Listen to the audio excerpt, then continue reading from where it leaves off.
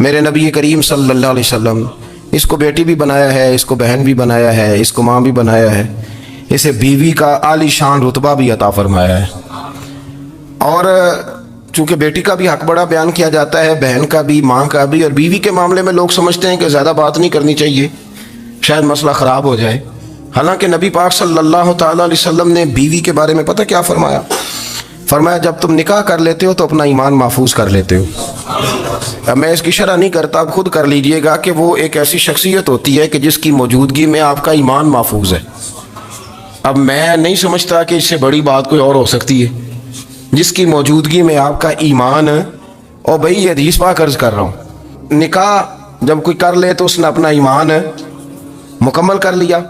इसका माना ये हुआ कि आपका ईमान महफूज है उसकी मौजूदगी में। तो इससे ज्यादा भी, यानी ईमान सबसे कीमती चीज है ना, तो उसके महफूज होने की वजह हुजूर ने निकाह बयान कर दी। तो अब मेरा ख्याल है बीवी अगर कोई इससे बड़ा हुकूक मांगेगी तो बेवकूफ़ी करेगी। इतना बड़ा दर्जा नबी करीम ने उसे अता कर दी, इतना बड़ा मकाम दे दिया कि तू खामद के ईमान के महफूज होने का जरिया बन गई है। औरत को जो हुकूक रसूल करीम सल्लल्लाहु ताला अलैहि वसल्लम ने अता फरमाए, नबी पाक ने जो हुकूक दिए, देखे ना, हज़रत अब्दुल्लाह इब्न उमर रज़ी अल्लाह ताला अन्हु की अहलिया बीमार थी, तो जल्दी जल्दी से वो आए। तो जब बहुत जल्दी हो, सफ़र बड़ा शदीद था, तो आपने जल्दी से नमाज अदा की, जल्दी से चले। आपके खादिम कहने लगे हुजूर खैरियत है? फरमाया मेरी बीवी बीमार है।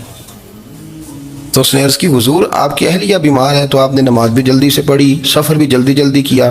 तो फरमाने लगे ये वो चीज़ें हैं जो हमें मदीने वाले रसूल ने सिखाई। आप इस कैफियत को समझें कि हुजूर सल्लल्लाहु अलैहि वसल्लम ने दर्स दिया।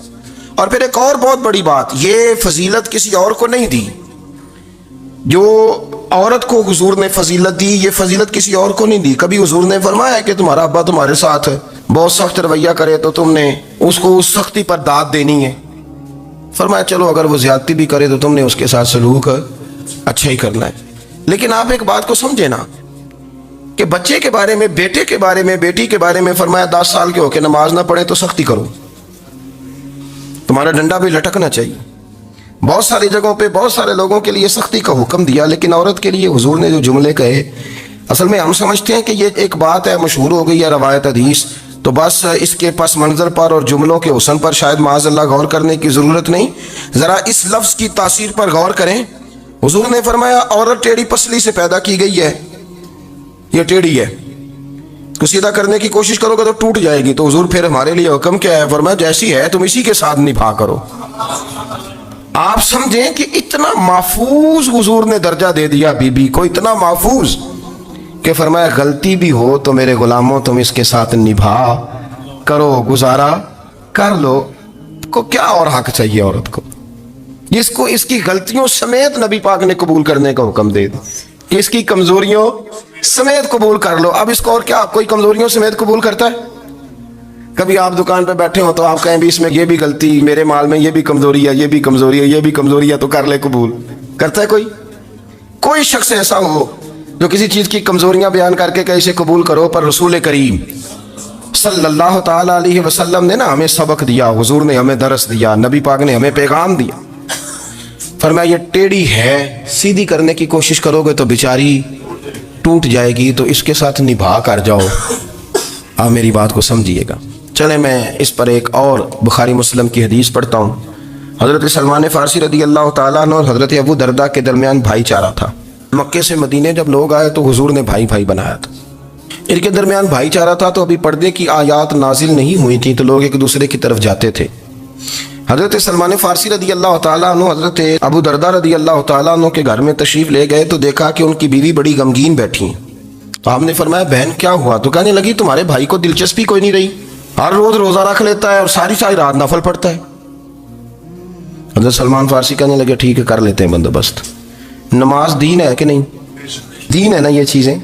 लेकिन हज़रत सलमान फ़ारसी जनाब अबू दरदा से कहने लगे आज मैंने तेरे घर में रहना रात को, क्योंकि वो तो सारी रात नमाज पढ़ते थे, नफल पढ़ते थे। उन्होंने कहा ठीक है। एक बिस्तर ला के बिछा दिया हज़रत सलमान फ़ारसी के लिए। सलमान फ़ारसी फरमाने लगे दूसरा भी ला। कहा वो क्या करना है? फरमाने लगे तूने भी सोना है, मैंने भी सोना है, तूने भी सोना है। इशा पढ़ेंगे और फिर दोनों सोएंगे। कहा मैंने तो नमाज पढ़नी है। फरमाया तहज्जुद के वक्त उठ के पढ़ेंगे, अल्लाह के रसूल भी रात आखिरी हिस्से में जाके नमाज पढ़ते हैं। आ इधर साथ सुला लिया। वो थोड़ी को देर सोए, अब आदत थी सारी रात उठने की, जरा उठने लगे बिस्तर से तो हज़रत सलमान फारसी फरमाया चुप करके सो जा, वो बड़ी रात पड़ी हुई, चुप करके सो जा। वो लेट गए, फिर उठने लगे तो फरमाया सो जा चुप करके, बड़ा टाइम है। सहरी के वक्त उठे, नफल पढ़े। उनका इरादा था रोज़ा रखने का, तो फरमाने लगे कल रखा था ना नफली रोज़ा, जी रखा था, परसों भी रखा था, तरसों भी रखा था, फरमाया आज नहीं रखना, आज मैं तेरा मेहमान हूँ, सारा दिन इकट्ठे मिल के रोटियाँ खाएंगे, आज नहीं रोज़ा रखना, सिला दिया। अब हजरत अबू दरदा रदी अल्लाह ताला अन्हु कह तो कुछ ना सके, पर कहने लगे सलमान तुम पता है तुम क्या कर रहे हो, ना तुमने मुझे रात उठ के ज़्यादा नफल पढ़ने दिए, सवेरे रोज़ा नहीं रखने दिया। तो हजरत सलमान फारसी कहने लगे कोई लंबी बात तो नहीं ना, चलते हैं ना अभी फजर में मस्जिद नबी में, तो नबी पाक को बताते हैं सरकार दो आलम अलैहिस्सलाम की खिदमत में तो अपनी बात करना, मैं अपनी करूँगा, हुजूर नतीजे का ऐलान फरमा देंगे, बात तय हो जाएगी। हाजिर खिदमत हुए, अर्ज की या रसूल अल्लाह सल्लल्लाहु ताला अलैहि वसल्लम ये सारी रात नफल पढ़ते हैं, हर रोज रोजा रखते हैं, इनकी अहलिया गमगीन बैठी हैं, हुक्म फरमाए। तो नबी पाक सल्लल्लाहु अलैहि वसल्लम ने फरमाया फिर हुआ क्या? या रसूल अल्लाह मैंने रात सुलाया है, सहरी में उठाया है, सवेरे रोजा नहीं रखने दिया। नबी पाक ने फरमाया सलमान फारसी ने ठीक किया, सलमान फारसी ने ठीक किया। फिर हुजूर ने फरमाया, नबी करीम ने फरमाया अबू दरदा तेरे ऊपर अगर अल्लाह का हक है, उसके रसूल का हक है, दीन का हक है, तो फरमाया तेरी आंख का भी तेरे ऊपर हक है, तेरे वजूद का भी तेरे ऊपर हक है। ये हुजूर ने फरमाया तेरे बच्चों का भी तेरे ऊपर हक है, तेरी बीवी का भी तेरे ऊपर हक। इस हक को भी समझे, हुकूकुल्लाह भी हैं, पर तेरी आंख का भी तेरे ऊपर। क्या माना कि तेरी आंख सोना चाहती है तो इसे सुला भी, तेरे वजूद का भी तेरे ऊपर हक है, तो तेरा वजूद आराम करना चाहता है तो इसे आराम भी करा। और फिर वहां नबी पाक सल्लल्लाहु अलैहि वसल्लम ने फरमाया मैं तुम सब, सुनना ये लफ्ज हदीस के, हुजूर ने उसी मौके पर फरमाया मैं तुम सबसे ज्यादा अपने रब को जानता हूँ और मैं तुम सबसे बढ़कर अपने रब से डरता हूँ। हुजूर फरमाने लगे मैं रोजा भी रखता हूँ, इफ्तार भी करता हूँ, यानी कभी रखता हूँ और कभी नहीं रखता। फरमाया मैं नफल भी पढ़ता हूँ और अपनी बीवियों को वक्त भी देता हूँ। सरकार मस्जिद में भी आते थे, नवासों के साथ खेला भी करते, उनके साथ प्यार भी करते। तो इतने बड़े हुकूक हुजूर ने बयान फरमाया औरतों के कि तुम्हारी बीवी का भी तुम्हारे ऊपर। लो एक हदीस बुखारी की और यहाँ बयान कर देता हूँ। एक शख्स ने आके अर्ज की या रसूल अल्लाह सल्लल्लाहु ताला अलैहि वसल्लम जिहाद के लिए तैयारी हो गई है, सफ़ें बन रही हैं, मुजाहिदीन की तैयारी है, तो मेरा भी नाम लिख दिया गया है मुजाहिदों की लिस्ट में, लेकिन या रसूल अल्लाह सल्लल्लाहु ताला अलैहि वसल्लम मेरी बीवी ने हज की तैयारी कर ली है और मेरे दोस्तों ने, सहाबा ने मेरा नाम मुजाहिदीन की लिस्ट में लिख दिया, तो मेरे लिए क्या हुक्म है? ये बुखारी मुस्लिम है। तो नबी पाक सल्लल्लाहु ताला अलैहि वसल्लम ने फरमाया जिहाद पे कोई और चला जाएगा तो बीवी के साथ हज करने जा, उसे महरम की ज़रूरत है, वो तेरे बगैर कैसे जाएगी? मुजाहिदीन को तो और मुजाहिद मिल जाएगा, पर तू तो अपनी बीवी के साथ जाना। नबी पाक सल्लल्लाहु अलैहि वसल्लम ने मर्द को मुहाफिज बनाया है, औरत को मर्द का कैदी नहीं बनाया, बल्कि औरत को हिफाजत अता की और मर्द को उसका मुहाफिज बनाया। अब बच्चियां आज़ाद होना चाहती हैं और आज़ादी भी वो वाली के जो बुनियादी तौर पर आज़ादी नहीं, फहाशी है। मैंने बहुत पहले कहा है कि इस्लाम बेटियों को कीमती समझता है। जिस बंदे के पास 20 तोले सोना हो वो चौक में लेके नहीं आता, वो कीमती चीज़ है, उसने छुपा के रखी होती है। तो जो नबी पाक सल्लल्लाहु अलैहि वसल्लम का कलमा पढ़ने वाले बीबियाँ, इस्लाम उन्हें कीमती समझता है, कहता है कि तुम कीमती हो लिहाजा घर के अंदर रहो, तुम बाहर ना हो। लेकिन औरतें हैं कि उनको बिला वजह लोग ख़राब कर देते हैं और बिला वजह वो इस मुगालते का शिकार हो जाती हैं। अब आगे बढ़ते हैं। कुरान मजीद ने सूरह नूर की आयत नंबर 30 में कहा कि कुल्लिल मुमिनीना यगुद्दू मिन अबसारिहिम, फरमाया कि ए महबूब अलैहिस्सलाम मोमिन मर्दों से कह दो कि अपनी नज़रें झुका के रखें, अपनी नज़रें। और अगली आयत में फरमाया वकुल्लिल मुमिनाती यगुद्दूना मिन अबसारिहिन्ना, फरमाया कि ए महबूब मोमिन औरतों से भी कह दो कि अपनी नज़रें झुका। मर्द भी अपनी नज़र झुका के रखेगा औरत की तरफ, लेकिन ये सारी पाबंदी सिर्फ मर्द पर नहीं, औरत भी गैर महरम का चेहरा नहीं देखेगी, उस पर भी उसी तरह नज़र झुकाने का हुक्म है। जिस तरह के वो हर दुकानदार को भाईजान कह के गुफ्तगू करने की उसको भी इजाज़त नहीं है कि वो भी वो समझे कि पाबंदी तो मर्द ने करनी थी, मैंने थोड़ी करनी थी। वो जिसके पास जाए, जहाँ भी जाए, डॉक्टर के पास जाए, बाहर जाए, तो वो जिस तरह मर्जी उसका दिल चाहे वो बातचीत करे, इसकी औरत को भी इजाज़त इस्लाम नहीं देता। बुनियादी तौर पे इस्लाम शर्म व हया का दीन है, हया की बात करता है। हया की जब हम तारीफ़ करते हैं तो हया की तारीफ़ ये है कि कोई कभी चीज देख के ना तो आपकी तबीयत में कराहत महसूस हो, आप कोई गलत जुमला मुंह से निकालते हुए जरा झिझकें, आप कोई गलत बात करते हुए थोड़ा बोझ महसूस करें। हमारे यहाँ तेजी से फरोग पाया है बेहयाई में। संगियों की महफिलें, यारों की महफिलें, उसमें गलीज गुफ्तगू होती है। इल्ला माशा, इन दोस्तों को बड़ी पाक साफ गुफ्तगू करनी चाहिए। दोस्ती का रिश्ता बड़ा मुकद्दस रिश्ता है। जो यहाँ एक दूसरे से प्यार करेंगे जन्नत में भी इकट्ठे दाखिल किए जाएंगे। शर्त यह है कि प्यार अल्लाह रसूल की रिजा के लिए हो, लेकिन उसके अंदर अगर आपकी गुफ्तगू कच्ची हो, कमजोर हो, फाशी वाली हो, उरियानी वाली हो। हमारे यहाँ तो अब इसको लोग फैशन समझते हैं, इसको मर्दानगी की अलामत समझते हैं कि वो जी सारी बातें जी वहां हो गई और जिसका जो जी चाहा उसने कहा। आप जब हया के दायरे में होते हैं तो आप खुद भी सुकून महसूस करते हैं। देखे ना, आपको नींद सुकून से कहाँ आती है? जहां कमरा बंद हो, चारों जानब दीवार है, ऊपर छत है, खाली दरवाजा भी खुला हुआ हो ना, तो जब बंदा सुकून लेना चाहता है तो कहता है यार जरा दरवाजा जरा बंद कर दो। वो अच्छी तरह अपने आप को छुपा लेता है ना हया के पर्दे में, तो अल्लाह उसे सुकून अता करता है। और जो उससे भी ज्यादा ठंडी नींद में जाना चाहता है वो कहता है लाइट भी बंद कर दो। अब वो मुकम्मल तौर पे समझता है कि मैं चारों जानिब से छुप गया हूं, अगर मैं खोल के भी सो जाऊंगा तो मेरा चूंकि पर्दा कायम है तो मुझे कोई दुश्वारी नहीं होगी। आप जब छुप जाते हैं, जब आप हया के अंदर सिमट जाते हैं, जब आप चादर के अंदर आ जाते हैं, तो आप बहुत सारी जगहों पे आसानी महसूस करते हैं। तो हया तो आपको सुकून देती है, हया तो दिल को राहत देती है। मैं बड़ी जिम्मेदारी से बात अर्ज करता हूं, कुरान मजीद ने ना एक मकाम पे मजाक को, एक मजा होता है खुशतबी, वो नहीं मजाक उड़ाना, कुरान पाक ने ना मजाक को एक जगह पे जाहिलों का तरीका भी करार दिया। बनी इसराइल के लोगों से हजरत मूसा ने कहा कि गाय ज़िबा करो और एक टुकड़ा मकतूल को मारो, जिंदा होके खुद बता देगा मुझे किस बंदे ने कत्ल किया। तो कहने लगे आप हमारे साथ मजाक कर रहे हैं। तो कुरान मजीद कहता है कि हजरत सैयदना मूसा अलैहिस्सलाम फरमाने लगे आऊज़ु बिल्लाहि अन अकून मिनल जाहिलीन, फरमाने लगे मैं अल्लाह की पनाह मांगता हूं कि मैं जाहिलों में से हो जाऊं। ये मजाक करना तो जाहिलों का तरीका है। अगर आपकी जुबान से बेहयाई का जुमला निकल गया, अगर आपकी जुबान से बेहयाई का जुमला निकल गया, आपने कह दिया कि हम आजाद लोग हैं, जो मर्जी करेंगे, जो मर्जी कहेंगे, जो हमारा दिल में आएगा करेंगे, तो फिर तो लोग आपका वो हशर करेंगे कि आपसे बर्दाश्त ही नहीं होगा। जिसका लोग मजाक बना लेते हैं और जो मजाक बन जाता है फिर उसे कुछ जीने देता है। आप हया की चादर में छुपेंगे तो बचेंगे। अगर आपने अपना मजाक बनवा लिया ये कह के कि मैंने मर्जी करनी है, फिर याद रखना छुपने को जगह नहीं मिलेगी, फिर तकलीफ में आ जाएंगे, फिर बहुत बड़ी अजियत का शिकार हो जाए। शर्म हया, अरब के अंदर जो कवारी लड़कियां थी उनमें बड़ी हया होती थी। अल्हम्दुलिल्लाह मैं बड़े फख्र से कहता हूं कि मेरे पंजाब की, मेरे पाकिस्तान की बेटियां भी 20 दफा उनका अब्बा कहे तेरी शादी करनी है तो वो आंख नहीं उठा पाती आज भी। ये तो वो चंद लोग हैं जो कहते हैं हम हाई क्लास हो गए, हमें नहीं पता कि वो रोशन ख्याल हो गए हैं कि रोगन ख्याल हो गए, पता नहीं किधर चले गए। वरना हमारी बेटियां आज भी जब उनसे उनका बाप, उनकी माँ बात करती है तेरी शादी की, तो वो तो शर्म के साथ पिछले से पिछले कमरे में छुपती हैं। ये अल्लाह ने फजल किया हुआ है इस मिल्लत पर। तो अरब की लड़की बड़ी हया वाली होती थी, उससे को बात करनी पड़ती थी तो 20 दफा बात की जाती, फिर भी वो औरत छुपती फिरती थी। हजरत आयशा सिद्दीका रदी अल्लाह ताला अन्हा फरमाने लगी मेरे नबी पाक सल्लल्लाहु अलैहि वसल्लम अरब की कवारी लड़कियों से भी ज्यादा हया करने वाले। कादी एजाज मालकी ने, शेख अब्दुल हक मुहद्दिस देलवी ने, दीगर बुजुर्ग जो सीरत निगार गुजरे, उन्होंने लिखा है कि नबी पाक सल्लल्लाहु अलैहि वसल्लम के अंदर 100 मर्दों से ज्यादा ताकत थी, 100 मर्दों से ज्यादा ताकत। अब जो बात कहने लगा हूं, जो नतीजा देने लगा उस पर खास तवज्जो आप फरमाएंगे। जरा फिक्री तौर पर, नजरियाती तौर पर एक चीज को समझिए।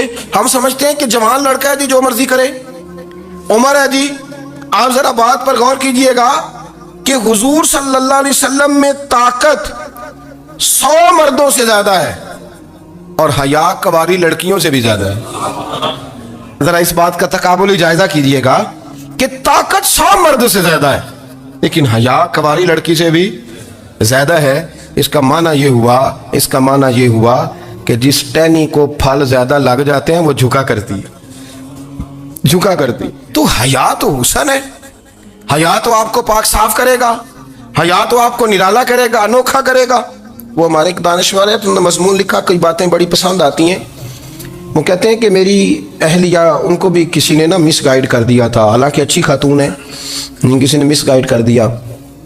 तो वो भी समाजी और वेलफेयर, और ये ख़वातीन को शौक़ होता ना बनने का, तो वो भी समाज के अंदर अच्छा मकाम तलाश करने के मूड में आ गई। तो कई एक दिन जाना था तो बड़ी बन संवर के मेरे साथ वो गाड़ी में बैठ गई। तो मैं गाड़ी में, औरतों को ये भी मसला होता है ना कि हमारी तारीफ़ करो, तो कई दफ़ा बाद मर्दों बेचारों को झूठ बोलना पड़ता है, तो ज़बरदस्ती कराती है ना जी।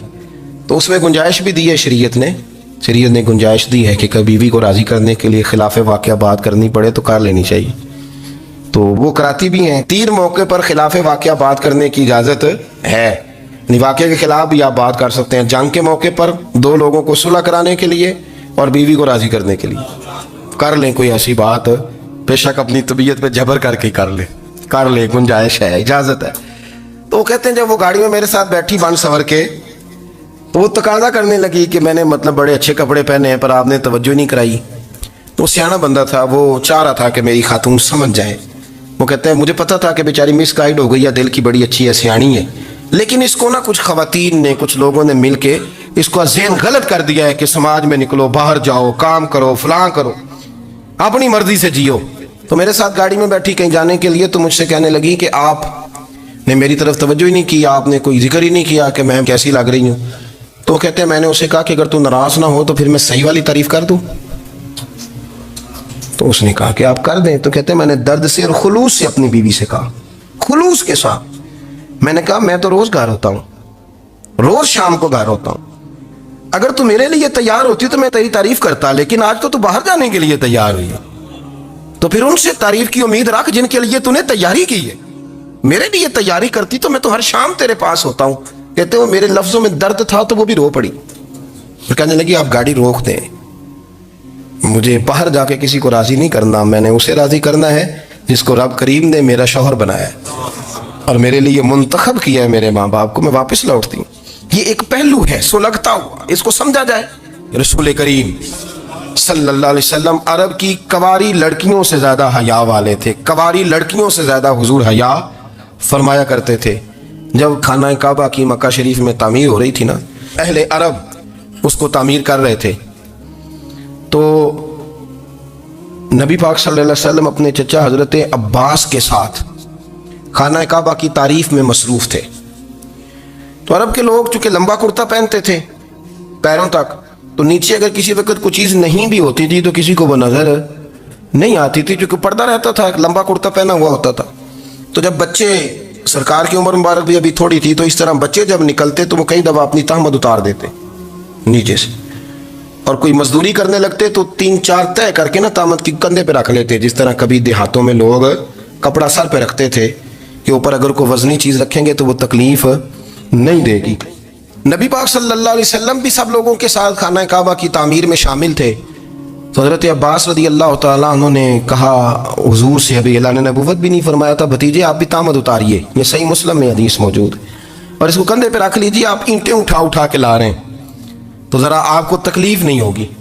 तो सरकार दो आलम सल्लल्लाहु अलैहि वसल्लम से ये बात कही और फिर जल्दी से हुजूर की तामद को निकाल के ना, हालांकि लंबा कुर्ता पहना हुआ है, तो वो जैसे ही उनके कंधे पे रखा ईंटें रखने के लिए, तो सरकार तो ज़मीन पे गिर गए, बेहोश हो गए, आंखें आसमान की तरफ। और फिर हुजूर पुकार रहे हैं आज़ारी आज़ारी आज़ारी, मेरा तामद दे दो, मेरा तामद दे दो। कभी कोई शख्स इस वजह से भी बेहोश हुआ है कि मेरे वजूद से कपड़ा उतर गया है, हालांकि सरकार पर वो बेहोशी भी नबी पाक का वो जो गलबा है ना शर्म हया का, उसकी वजह से हुई, वरना तो हुजूर फरमाते हैं कि मेरी आंखें सो जाती हैं, दिल तो मेरा उस आलम में भी जागता रहता है। तो सरकार जमीन पे तशरीफ ले आए, आंखें मेरा तामद दे दो, मेरा तामद दे दो। तो जल्दी से उन्होंने तामद दिया तो हुजूर ने बांध लिया। फिर तबीयत मुबारक में तसल्ली हुई, यानी हम उस रसूल के गुलाम हैं कि जिनके तो वजूद से कपड़ा उतर जाए तो हुजूर बर्दाश्त नहीं करते, कबूल नहीं फरमाते, तकलीफ शुरू हो जाती। लेकिन यहाँ नौजवान है और बड़ा कद काठ है और बड़े बड़े समझदार लोग हैं, गर्मी आती है तो शार्ट कपड़े पहन के घूमते हैं, उनको ख्याल नहीं कि ये वो वाला लिबास है जो बाहर तो क्या घर में अम्मा के सामने नहीं पहनना चाहिए, बहनों और बेटियों के सामने नहीं पहनना चाहिए। आपकी गुफ्तगू में शर्म हया हो, आपके लबो लहजे के अंदर हुस्न हो। आपको पता है नबी पाक सल्लल्लाहु अलैहि वसल्लम ने फरमाया मेरी उम्मत में सबसे ज्यादा हया करने वाले उस्मान गनी है, उस्मान गनी सबसे ज्यादा हया करने वाले।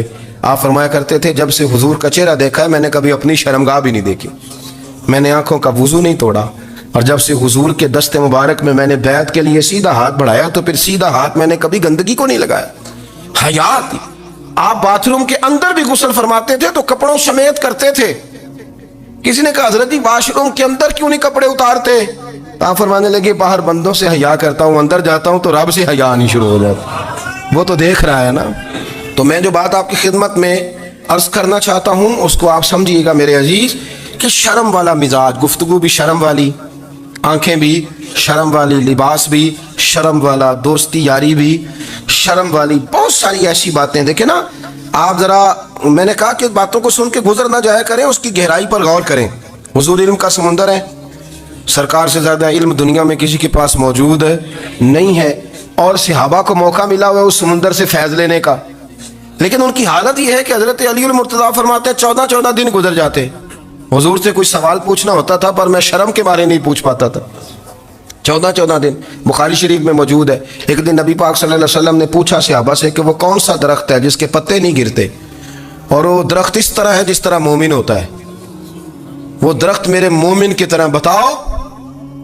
हजरत अब्दुल्ला इब्ने उमर फरमाते मुझे पता था कि वो खजूर का दरख्त है, लेकिन चूंकि अबू बकर सिद्दीक भी बैठे हैं, उमर फारूक भी बैठे हैं, मौला अली भी बैठे हैं, उस्मान गनी भी बैठे हैं, इतने इतने जय्यद लोग बैठे हैं, तो मुझे हयात ही थी कि मैं क्यों जवाब दूं।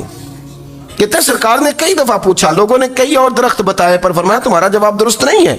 आप हया के इस पहलू पर गौर करें कि सवाल का जवाब आता है, सवाल का जवाब, यानी मुझे सवाल का जवाब आता हो फिर मैं दूं ना, मुझे बदअज़मी ना हो जाएगी। ये कैसे मुमकिन है कि मेरी रात गुजर जाए, मुझे पता भी था और मैंने बताया नहीं। बहुत सारे लोग आके बहुत सारी बातें बताते हैं, बहुत सारी बातें वो समझाते हैं, तो हम गौर से उनका चेहरा देखने लग जाते हैं, कहते हैं यार इसका तो दावा था कि मैं समझ नहीं आता हूं, तो ये तो हमें समझा रहा है, चलो अल्हम्दुलिल्लाह हम समझने को तैयार है। लेकिन मेरे अजीज पता भी है जवाब का, इल्म भी है, लेकिन फरमाते हैं मेरी हया ने मुझे इजाजत न दी कि मैं जवाब दूं। आप फरमाते हैं फिर हुजूर से सहाबा ने अर्ज की कि या रसूलल्लाह आप ही बता दें वो दरख्त कौन सा है, तो हुजूर ने फरमाया भाई वो खजूर का दरख्त है। तो आप फरमाते मैं दिल ही दिल में कह रहा था कि अल्हम्दुलिल्लाह मेरा जवाब दुरुस्त है, हालांकि मैंने जवाब दिया ही नहीं। तो लफ्जों में हया, जुमलों में हया, आंखों में हया, उठने में हया, बैठने में हया, चलने में हया एक खूबसूरत हुस्न है। और नबी पाक सल्लल्लाहु अलैहि वसल्लम ने फरमाया जब तू बेहया हो जाए ना फिर तू आज़ाद है, फिर तू जो मर्जी का, फिर तू जो। इसलिए बुजुर्ग जब किसी को बेहया कहते थे ना